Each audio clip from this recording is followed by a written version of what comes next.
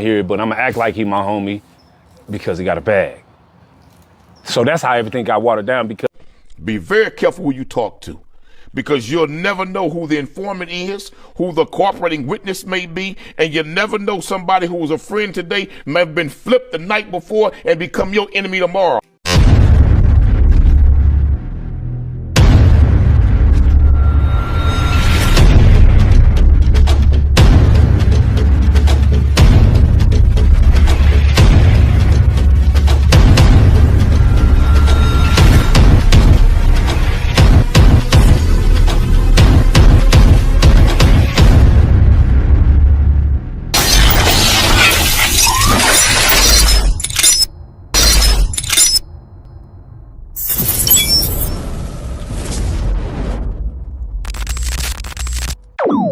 About humanity, putting truth in these lines while they busy feeding lies.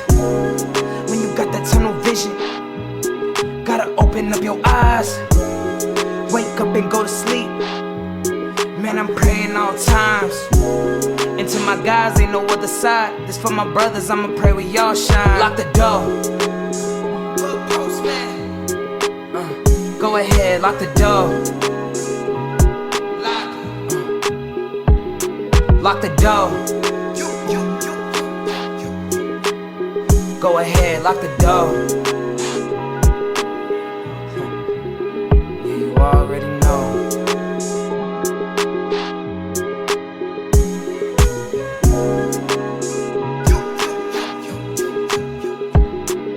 Depending on the lessons, some people eat, some people learn.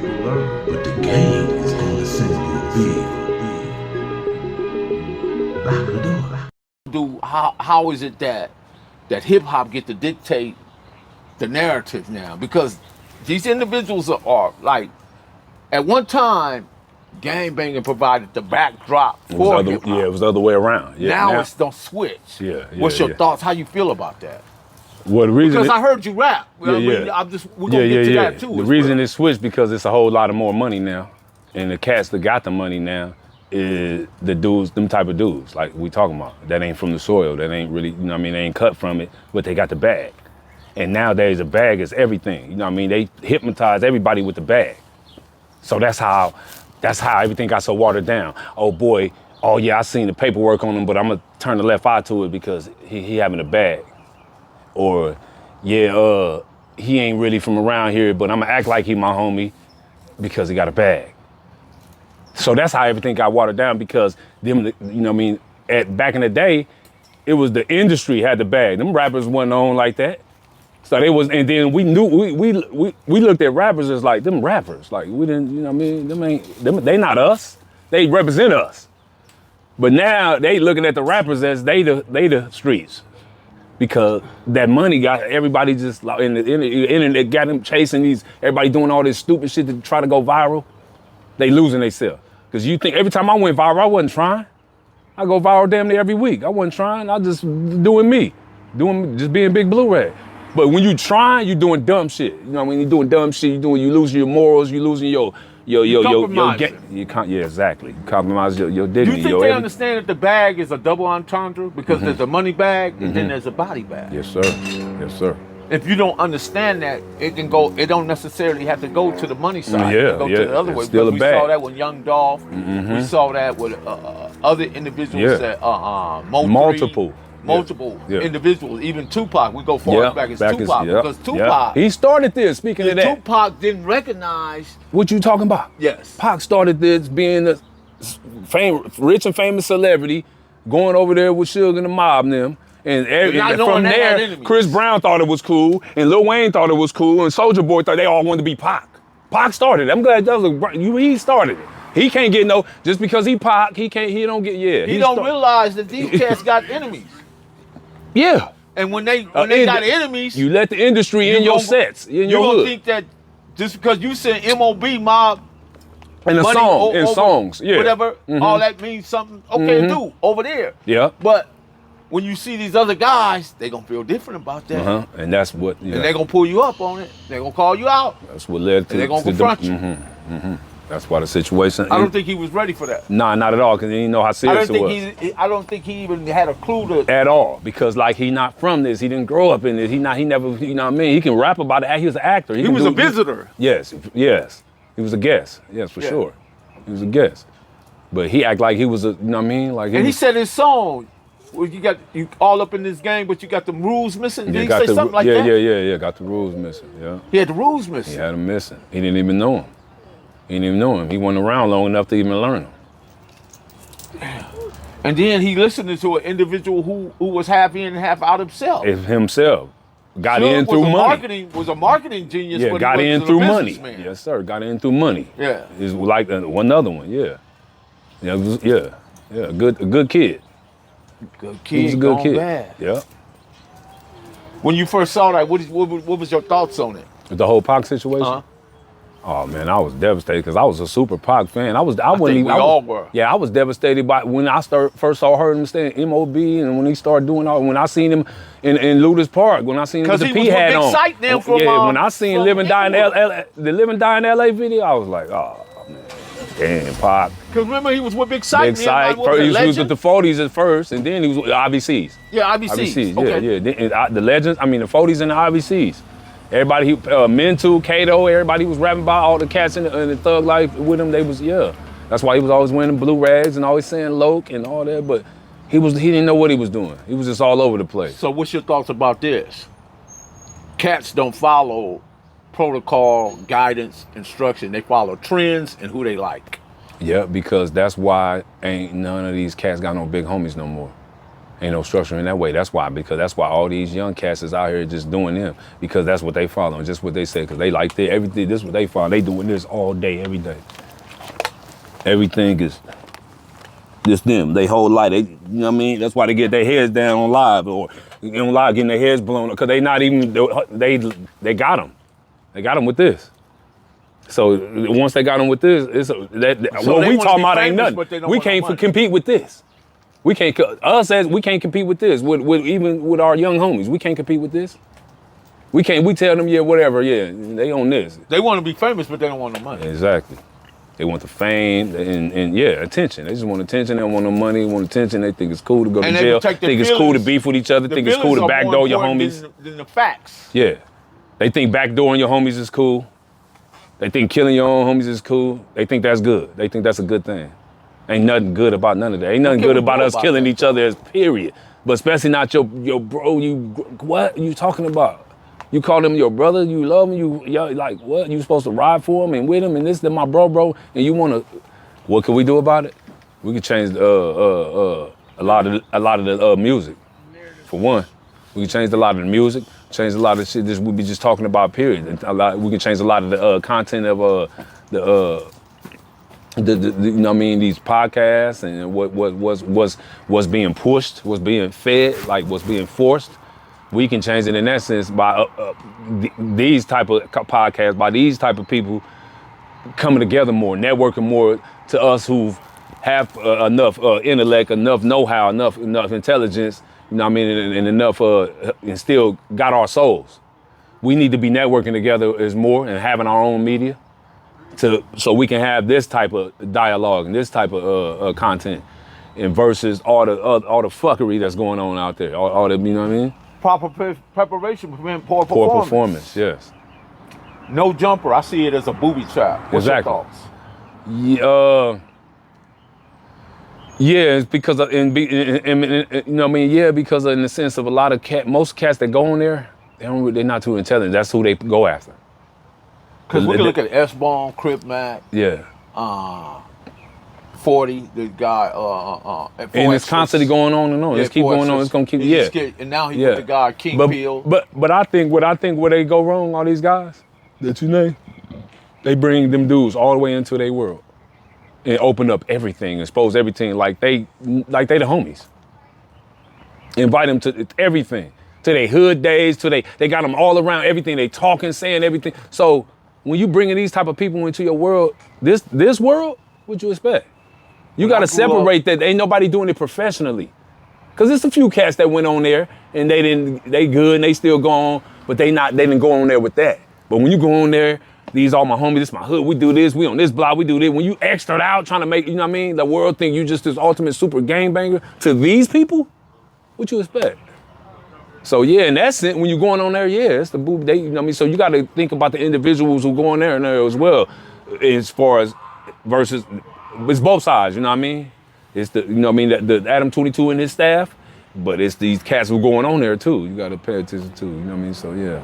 Yeah, I think that when you look at the Quando Rondos, you look at the Dirts and all them individuals, all these people, they all in the feds now. Yeah. Crip Mac, all of them. Yeah. And S-Bone, rest in peace. Yeah. You know, but all was 4X associated. was locked up. Yeah. Associated with, and the X4 he locked up. I like how he did. Yeah. When Adam asked him that crazy stuff. I had reposted that. I said that was the best thing. That was the best one.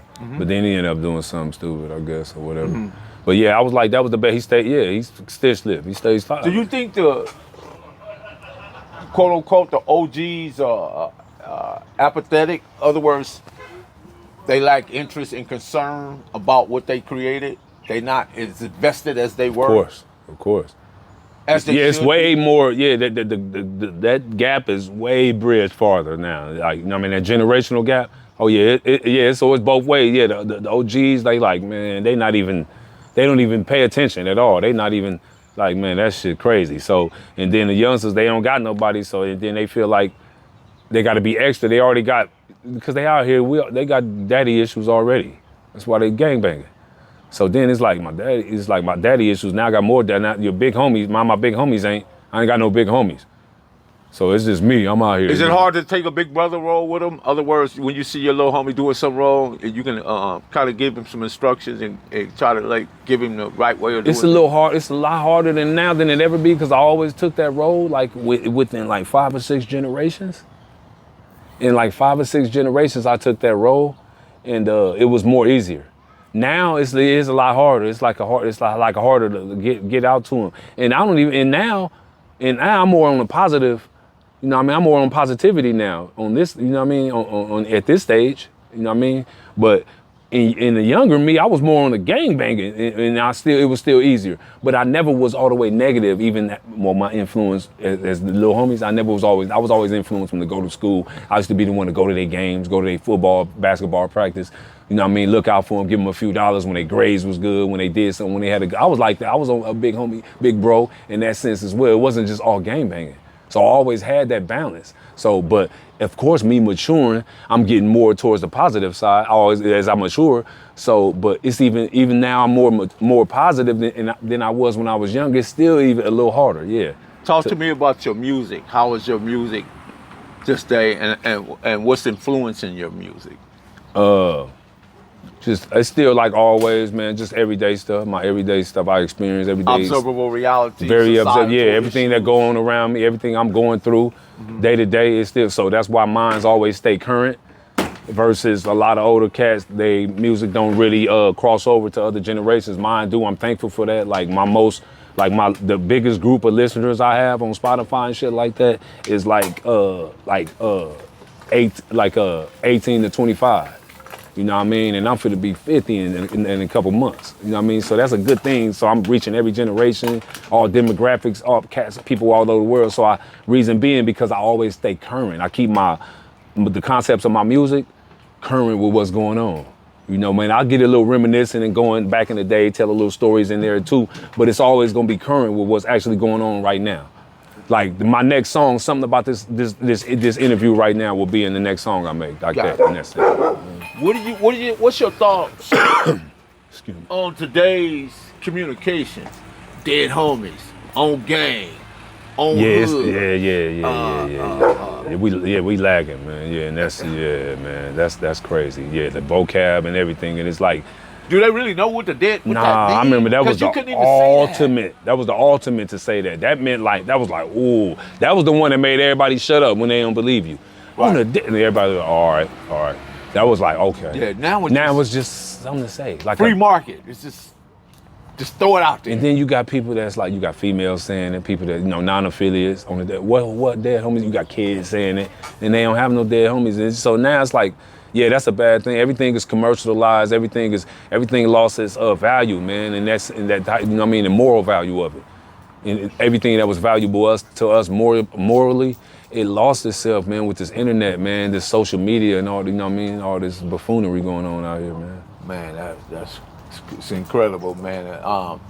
I'm definitely enjoying this conversation I'm having with you, Yeah, because that's what's up, bro. you open up my eyes to a few things, you know, based on you like you seeing certain stuff that's happening around you. Yeah.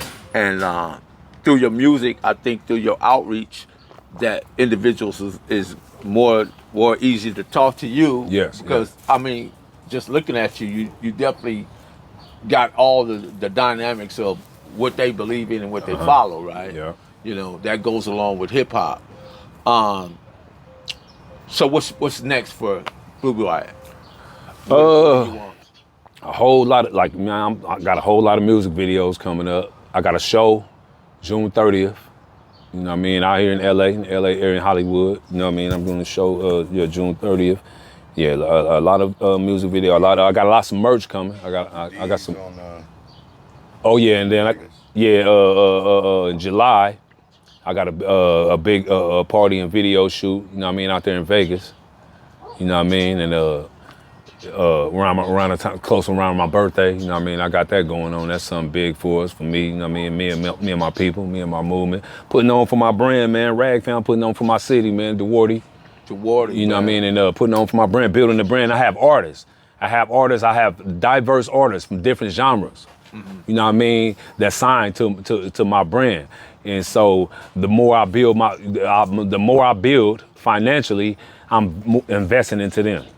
I'm investing into my artists. You know what I mean? That's what I'm pushing more. You know what I mean? I'm pushing, you know what I mean, to fall back. I'm always gonna rap. I love rap. You know what I mean? I'm gonna do it forever. I don't care how old I am. With Young Puppy? Yeah, yes, sir. Yes, sir. Shout out to Young Puppy. Shout out to Martown Records. Yeah, shout out to homies from Marvin Gangster. Yeah, for sure. Yeah. Oh, yeah. Right.